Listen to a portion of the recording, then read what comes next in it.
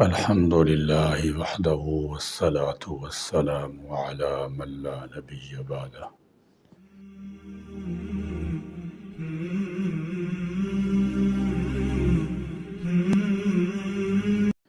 اسلام ایک جامع نظام حیات ہے جس میں جامعیت کے ساتھ اعتدال اور توازن بھی ہے۔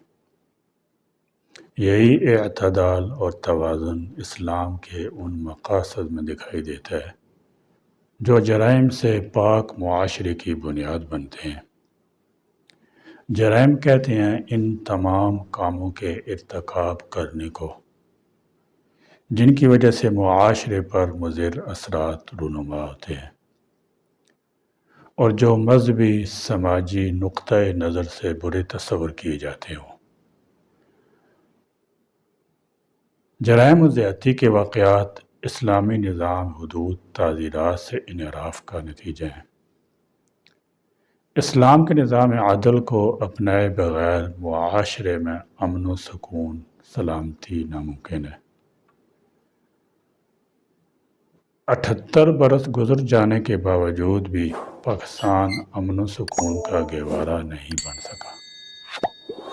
قرآن و سنت نے جرائم کی بحکونی کے لیے حدود تعزیرات کا ایک منظم نظام اپنے ماننے والوں کو دیا ہے، لیکن یہ مقام افسوس ہے کہ جرائم کے خاتمے کے لیے پیش کیے جانے والے اس نظام کو معاشرے میں تاحال نافذ نہیں کیا جا سکا۔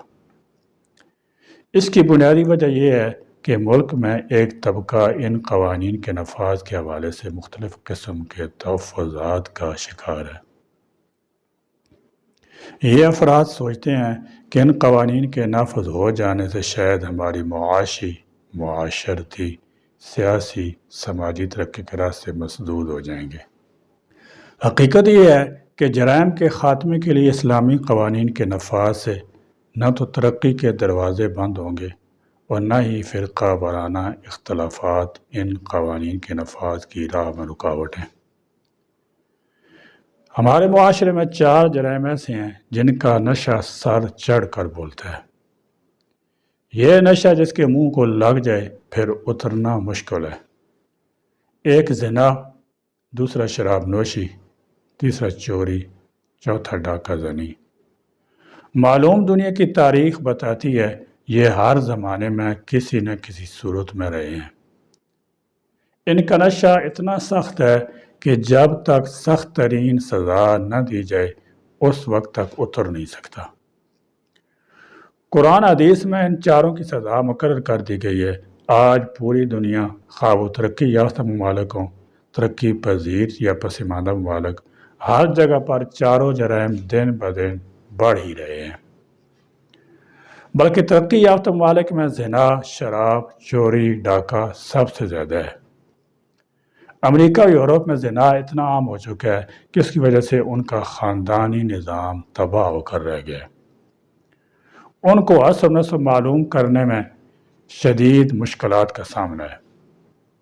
شراب اتنی عام ہے کہ بچہ بچہ جام لنڈاتے نظر آتا ہے، جس کی وجہ سے وہ جوان ہونے سے پہلے جوانی تباہ کر چکا ہوتا ہے، کلی کھلنے سے پہلے ہی مرجھا چکی ہوتی ہے۔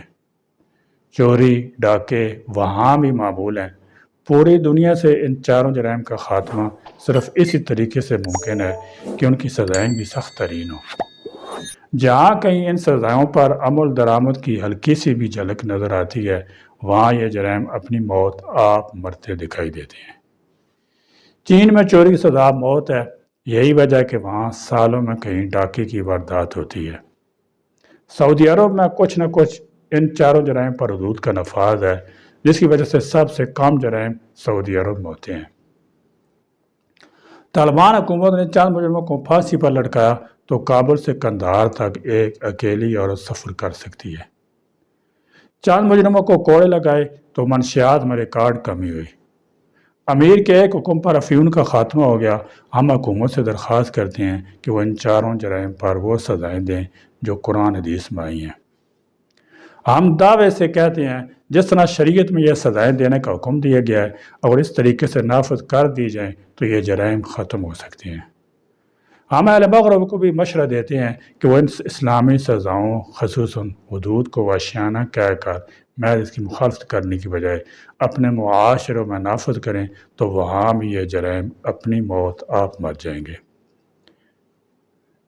جس طرح چند دن قبل کئی مغربی دانشوروں مذہبی رہنمائی نے کہا تھا کہ اہل مغرب کو چاہیے وہ شادی بیاہ، طلاق اور مالیات جیسے معاملات میں اسلامی شریعت کے احکام کو نافذ کریں، اسی طرح جب پوری دنیا میں ان چاروں جرائم کی وجہ سے گھر گھر قتل ہوں گے تو مغرب کے لوگ چیخ اٹھیں گے کہ یہ جرائم ختم ہونے چاہیے، پھر انہیں اس طریقے کے علاوہ کوئی راستہ سجائی نہیں دے گا۔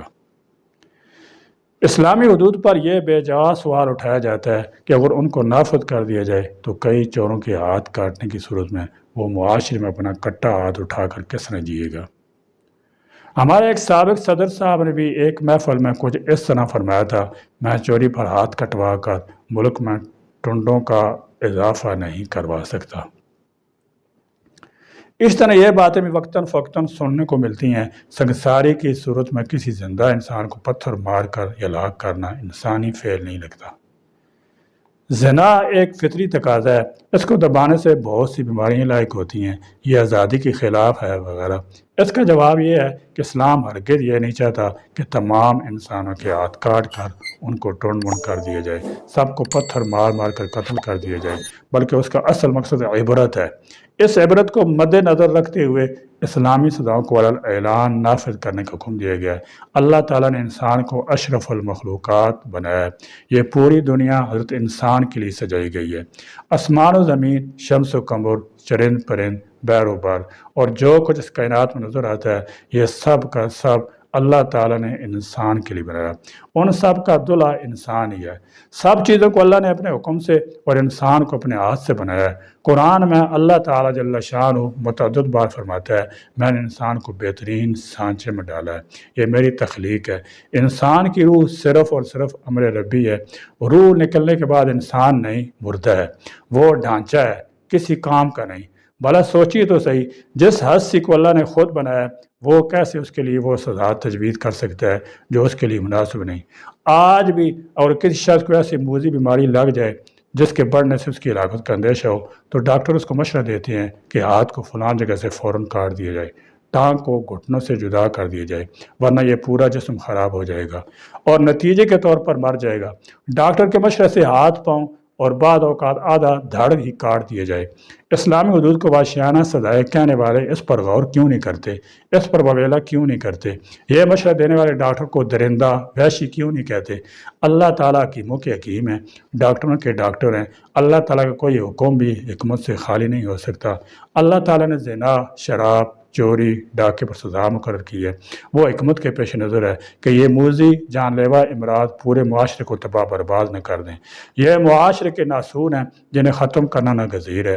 حدود تعزیرات کے نفاذ سے جہاں بہت دوسرے فوائد حاصل ہو سکتے ہیں، وہاں معاشرے میں بسنے والے غیر مسلم کی جان، مال، عزت، آبرو بھی محفوظ ہو جائے گی۔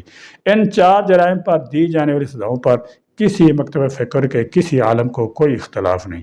بعض NGOز دانشوران قوانین پر اعتراض کرتے رہتے ہیں، انہیں بھی تنہائی میں اپنے آپ سے سوال کرنا چاہیے کہ کیا وہ نہیں چاہتے کہ ایسا معاشرہ وجود میں آ جائے جس میں ہر شخص کی جان، مال، عزت اور آبرو محفوظ ہو۔ اگر وہ چاہتے ہیں کہ وہ خود بھی محفوظ رہیں اور ان کی نسلیں بھی محفوظ رہیں تو پھر ان کو ان قوانین پر تنقید کرنے کی بجائے ان کے نفاذ کے لیے آواز اٹھانی چاہیے۔ ہمارے حکمرانوں کو یورپی یونین، NGOز، لبرل طبقات دباؤ سے بالاتر ہو کر پورے ملک میں جرائم کے خاتمے کے لیے ان قوانین کو ترجیحی بنیادوں پر نافذ کرنا چاہیے تاکہ ملک کو جرائم سے پاک کر کے امن و سکون کا گہوارہ بنایا جا سکے۔ خلاصہ کلام یہ ہے کہ اسلام کے نظام عدل و انصاف پر مبنی ہے۔ اللہ تعالیٰ نے ہر جرم پر وہی سزا دی جو عدل کے تقاضے پورے کرے۔ جرم کے اسباب اور سزا نافذ کرنے کے طریقے میں اسلام نے مجرم کے ساتھ بھی احسان کا سلوک کیا۔ اسلام کے نظام حدود تعزیرات میں ایک طرف مظلوم کی داد رسی، دوسری طرف ظلم سے عدل بلکہ احسان کا تصور نمایاں نظر آتا ہے۔ اللہ تعالیٰ کا فرمان مبارک ہے، ان اللہ یأمر بالعدل والاحسان، بے شک اللہ تعالیٰ عدل و احسان کا حکم دیتا ہے۔ اللہ تعالیٰ سے دعا ہے کہ رب تعالیٰ ہمیں اسلامی تعلیمات کو سمجھیں اور ان پر عمل پیرا ہونے کی توفیق بخشے۔ آمین۔ وآخر دعوانا الحمدللہ رب العالمین۔